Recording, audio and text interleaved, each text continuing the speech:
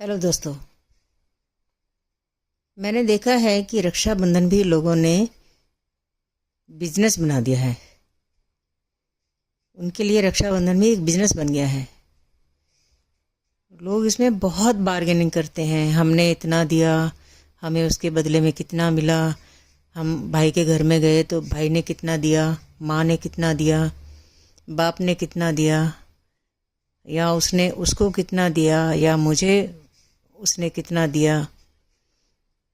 तो मेरी समझ से तो ये चीज़ बहुत परे है, बहुत परे है कि लोग लेने की सोचते हैं, देने की क्यों नहीं सोचते। यहाँ तो लोग देना ही नहीं चाहते, देते भी हैं तो पूरा हिसाब लगाते हैं कि अगर हमने 100 रुपये की चीज़ दी है तो हमें 200-400 आना चाहिए। अगर हमने 200-400-500 की चीज़ दी है तो 1000, 1.5, 2 आना ही चाहिए। क्यों? त्योहार त्योहार होता है भाई बहन, त्योहार त्योहार होता है। इस चीज़ में हमें छोटी इस चीज़ में हमें छोटी छोटी चीज़ों में खुशी ढूंढनी चाहिए। भाई बहन आपस में मिल लिए बहुत है। वो बेटी माँ बाप से मिल लेती है, बहुत है। हम भाई भाभी से मिल लिए, बहुत है। उनके बच्चों से हम मिल लिए, बहुत है।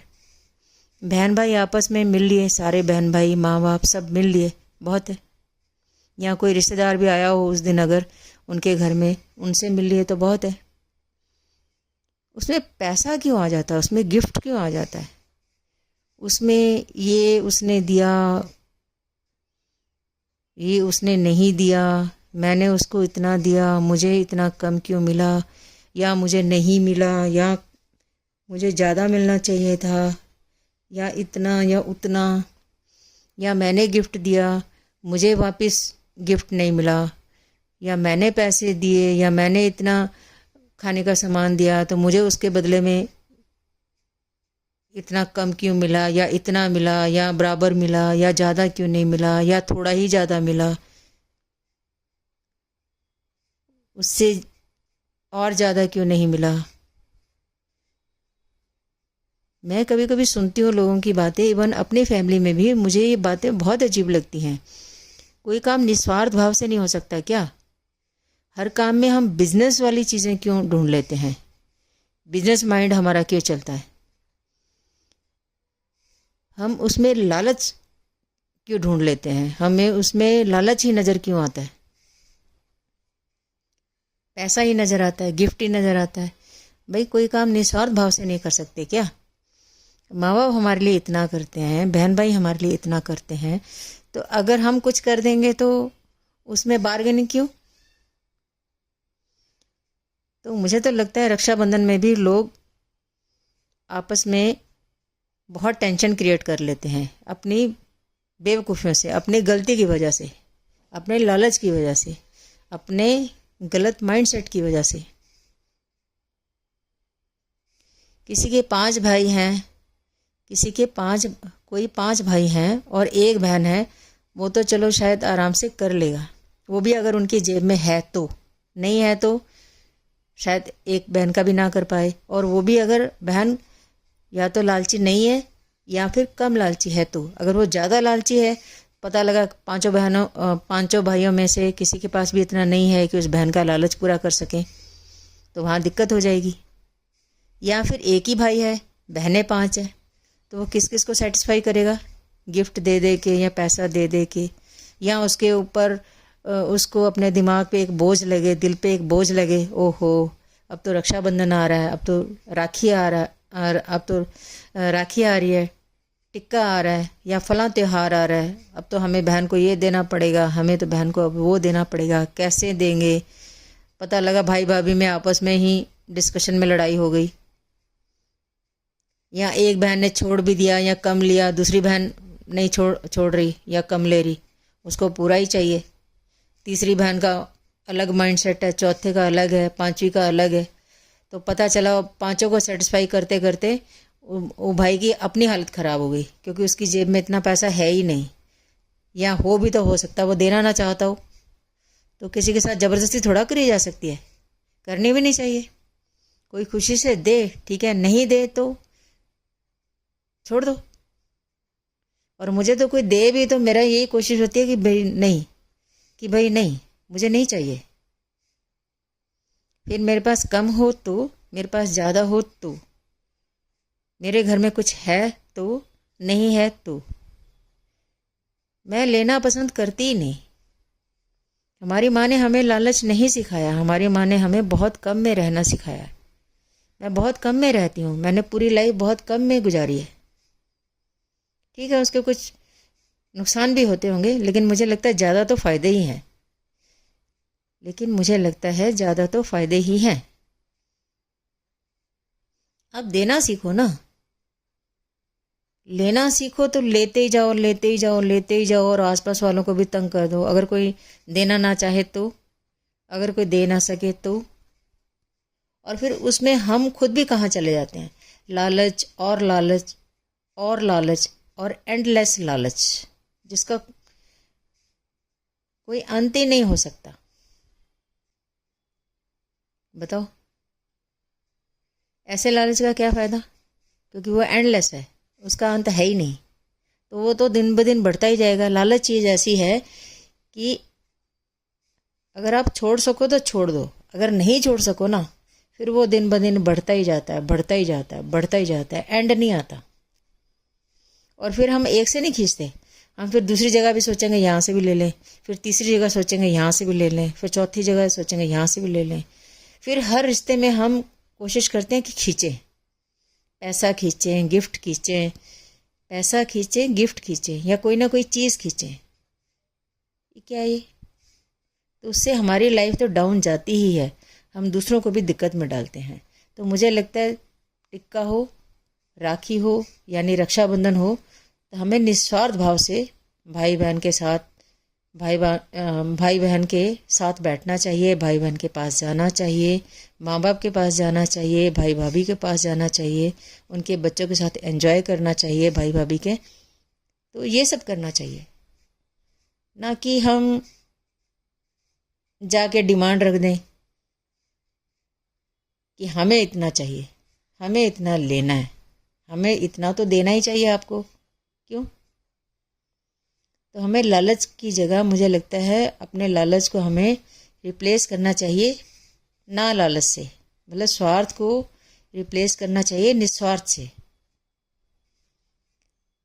तो हमें लालच की भावना छोड़ के निस्वार्थ भाव से ये त्यौहार मनाने चाहिए। मुझे तो यही समझ आता है, मैं खुद भी ऐसे ही करती हूँ। मैं जब भाई के पास जाती हूँ तो मैं तो यही कहती हूँ, पहले तो मैंने कभी डिमांड रखी नहीं कि मुझे ये चाहिए वो चाहिए, और अगर वो दे भी कुछ तो मैं यही कहती हूँ भाई 1 रुपया शगुन का तो मैं मांग के भी ले लूँगी, लेकिन इससे ज़्यादा मुझे नहीं चाहिए, क्योंकि शगुन 1 रुपये का मैं छोड़ूंगी नहीं,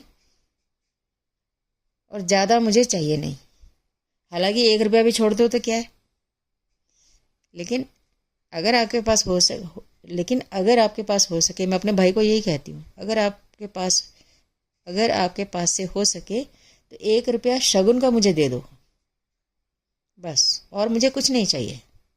मैं आई, खाना खाया, हंस बोल के मैंने अच्छा टाइम निकाला, आपने मेरे से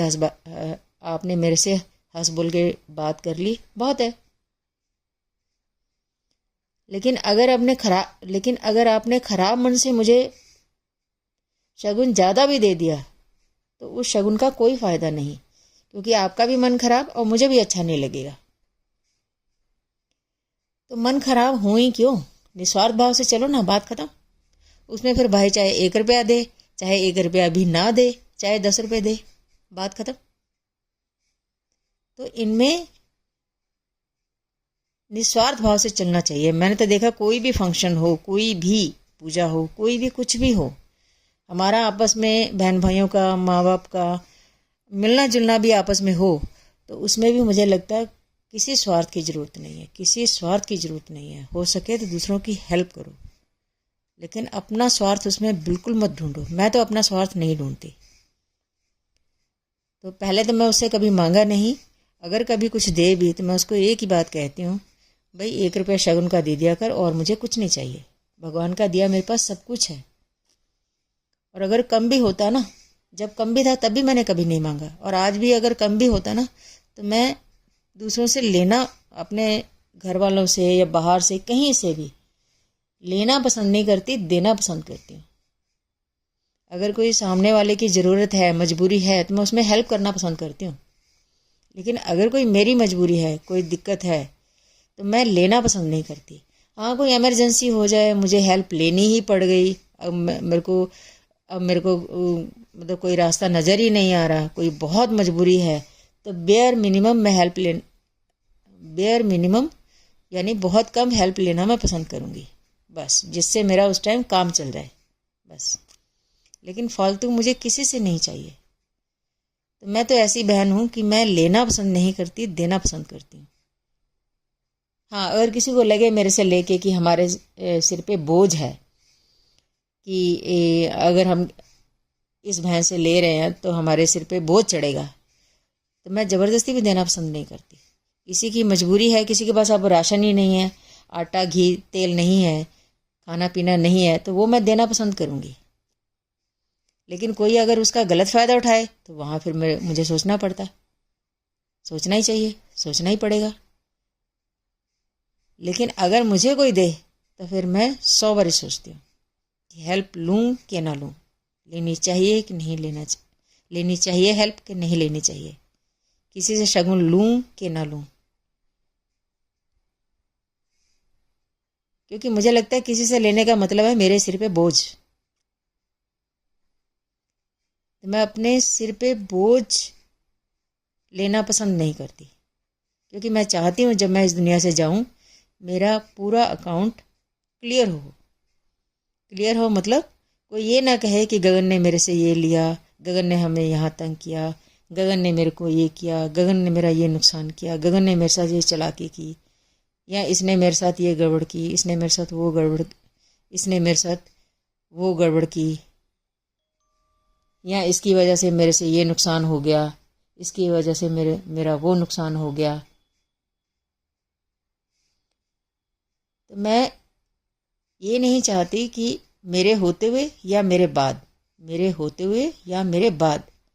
कोई मुझे इस चीज़ के लिए ब्लेम कर सके, या उसको मेरे बारे में ये कहना पड़ जाए कि इसकी वजह से हमारा ये नुकसान हुआ। जाने अनजाने मेरे से कोई गलती हो गई हो तो वो एक अलग बात है, लेकिन जानबूझ के मैं कोशिश करती हूँ लेकिन मैं ये ज़रूर कोशिश करती हूँ कि जानबूझ के भी मेरे से गलती ना हो, जानबूझ के भी मेरे से गलती से भी गलती ना हो। तो मुझे लगता है इन त्योहारों को निस्वार्थ भाव से मनाना चाहिए, ना कि स्वार्थ भाव से, लालच के साथ। बिना लालच के मनाओ ना। बिना लालच के कोई भी काम किया गया मुझे लगता है एक पूजा की तरह है। जैसे हम भगवान की पूजा करते हैं बिना मतलब के, लेकिन अगर उसमें भी हम मांगना शुरू करते हैं, हमें भगवान ये दे दो, वो दे दो, भगवान मेरा ऐसा नहीं किया आपने, ये करना था, ये करो, ये ऐसे मत करो, तो मुझे लगता है उसमें भी फिर हम स्वार्थ ही ढूंढ रहे हैं। तो पूजा भी निस्वार्थ भाव से करो, और रिश्तों में व्यवहार भी निस्वार्थ भाव से करो, और कोई भी त्यौहार भी निस्वार्थ भाव से मनाओ। यानी हमें लाइफ निस्वार्थ भाव से ही जीनी चाहिए। मैं तो ऐसे ही करती हूँ। तो मुझे लगता है यही तरीका सही है। इससे रात को नींद बहुत अच्छी आती है, और लाइफ भी ऊपर जाती है, लाइफ नीचे नहीं आती। धन्यवाद दोस्तों।